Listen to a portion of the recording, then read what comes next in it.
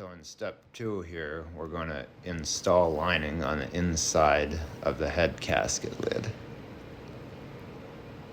So to start off, we're going to make a pencil mark 1 3/4 of an inch down on the face of the inside of the lid. We'll make our measurement from where the bevel cut meets the face.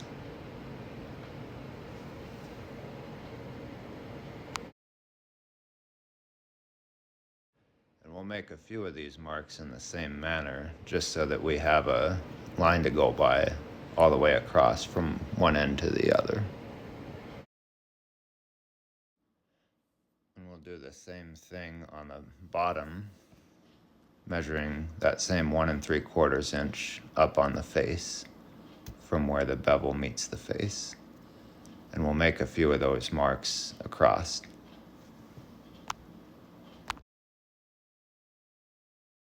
Now on the left side, it's going to be a little bit different since there's no bevel. And also, we're going to make our pencil mark at 1 1/2 inches instead of 1 3/4 of an inch. And we'll continue that all the way up and down on that inside of the lid there.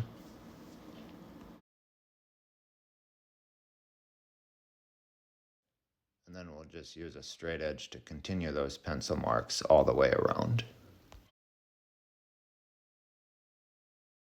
So next we'll identify the bag labeled casket lid fabric. They happen to be bagged together on this box, but the fabric is what we need for this step. Now we're ready to work with our lining fabric. We're going to be using an iron and ironing board to get the wrinkles out.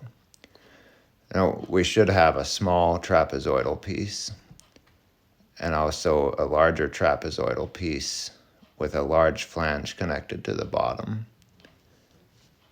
And in addition to this piece, we should have 3 rectangular pieces.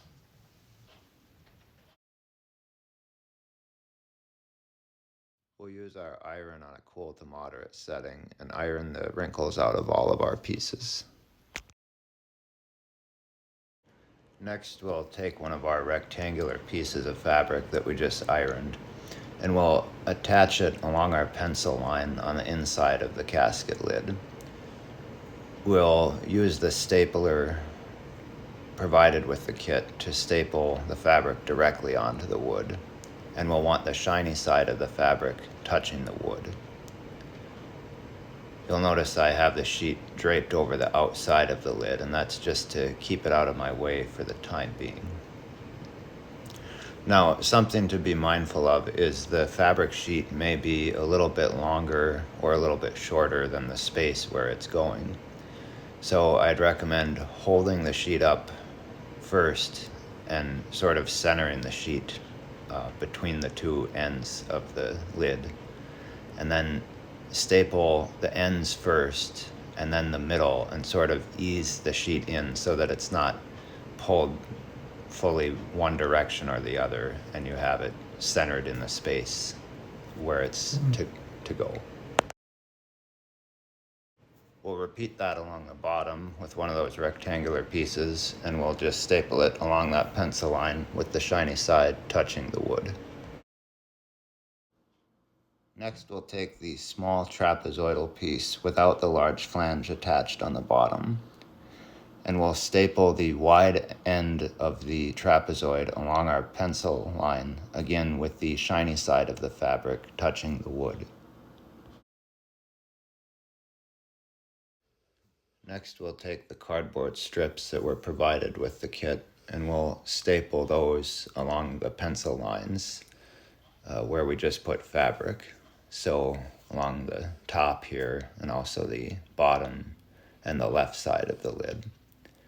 And any little spaces like you see in this frame, you'll just want to cut a small piece of cardboard and fill in.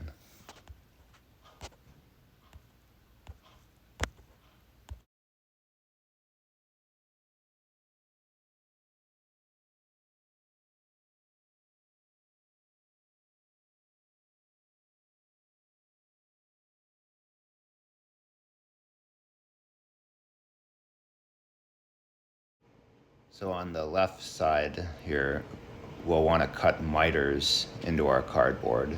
You'll notice I have an angle cut into my piece here. And we'll want to stop short of this bracket that holds the lid support on. So we'll cut our piece to length so it fits nicely in there with a miter on one end and just butts right up to that bracket. We'll staple that on flush with the edge of the wood, and you can just feel with your finger through the fabric to make sure it's flush. And then again, any little spaces we'll fill in. So I've got a space there, we'll just cut a short piece of cardboard and we'll butt it right up to that bracket. We don't want to overlap onto the other cardboard, and we don't want to have it coming up over the bracket. We'll just butt right up to it and staple that on. Flush with the edge there. Next, we'll locate the casket lid batting. This should be labeled on the bag. And we should have a small trapezoid piece and 3 rectangular pieces. Now, one of these rectangular pieces will be a little bit wider than the other 2, as you can see here.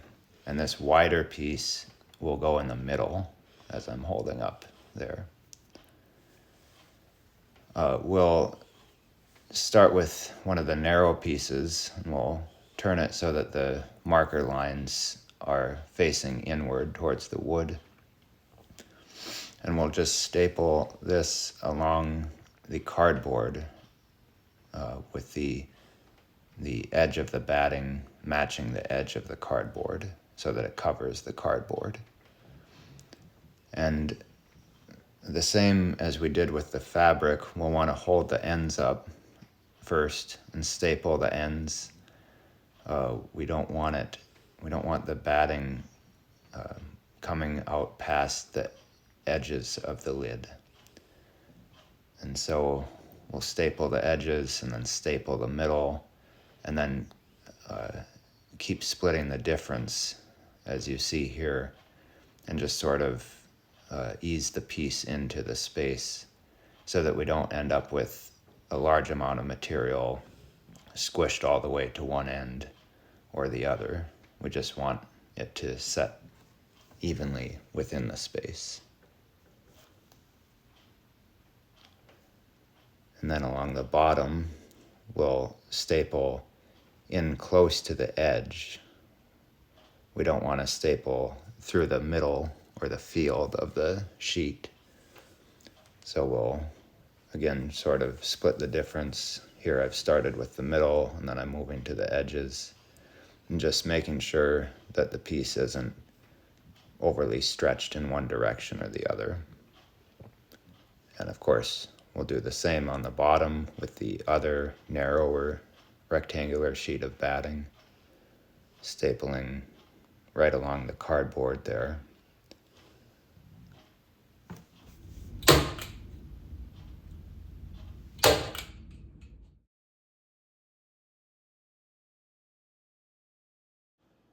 Next, we'll take the trapezoidal piece and staple that into the trapezoidal end of the head section here.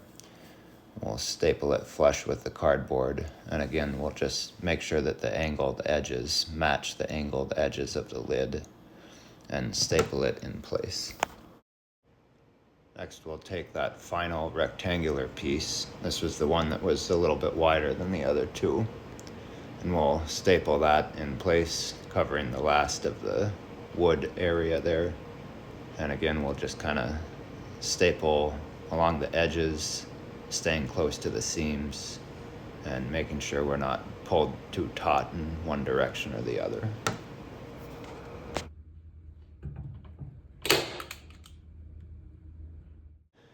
Now we're ready to fold the lining fabric back onto the inside of the casket lid. We're going to staple this on the rest of the way. And something to be mindful of is we don't want to pull it too taut where we squish the batting underneath. We want to have a nice cushiony appearance, so we'll want to just sort of feel that out and make sure that we're not squishing the batting too much or letting the fabric hang too loosely. And again, we'll want to uh, feel out the ends and make sure that we're not pulled too far in one direction to the right or the left. And where these black latch hardware pieces are, we'll want to make sure that the fabric and batting aren't puffing up too close to those so that it gets in the way of their function when they latch the lid onto the lower part of the box. Do the same along the bottom and the trapezoid piece. And then on the left trapezoid piece here, we may have some excess fabric hanging off near the mitered ends. And if that is the case, we'll just want to kind of fold that in. It will get covered up, but we just don't want a lot of excess fabric hanging out. So I've found that you can fold that over before you staple the sheet on. And again, just sort of leaving that soft, cushiony appearance near the edge.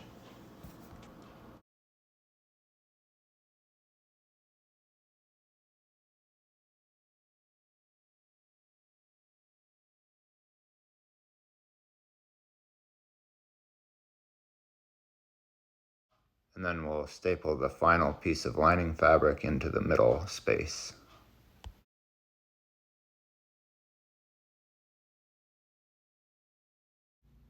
Next, we'll locate the trim fabric. That's this flowery or ruffly looking thin strip of fabric. And we're going to be stapling this trim on along the seams of our lining fabric to cover up our staples. And the trim, you'll notice, has a mesh backing on it. And we want to put our staples through that mesh backing rather than through the decorative fabric out front.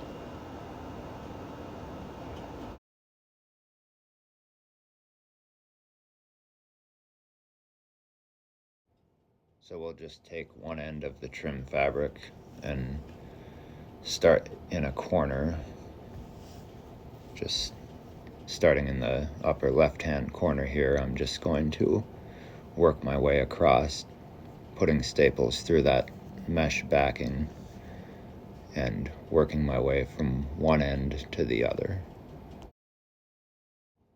And as we work across, we'll just want to make sure that we're covering up our staples that we put through the lining fabric sheets.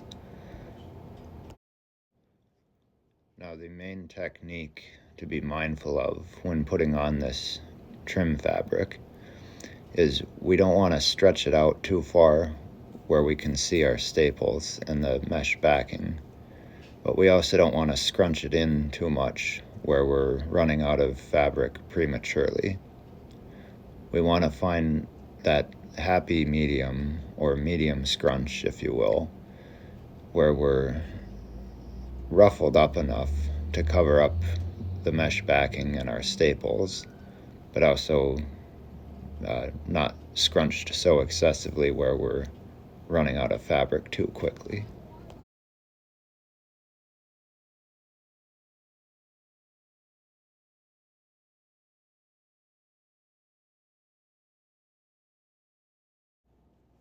Now, as we work our way across with this trim fabric, we can just take our hands and open up the fabric material to make sure that we're adequately covering up our staples and the mesh backing.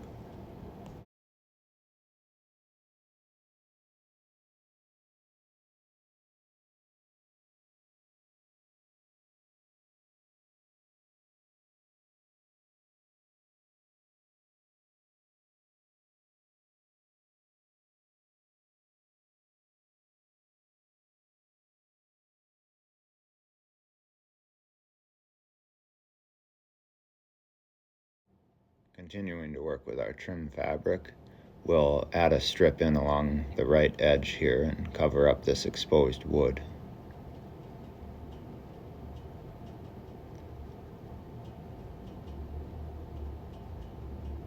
And we'll add in another strip along the trapezoidal section here.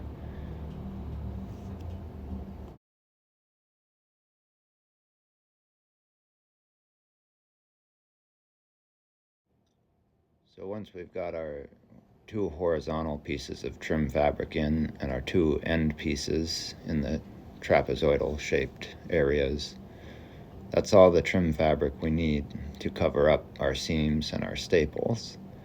And at this point, it might be a good idea to just look over everything and make sure the fabric portion is opened up, again, adequately enough to cover up the staples and the mesh backing.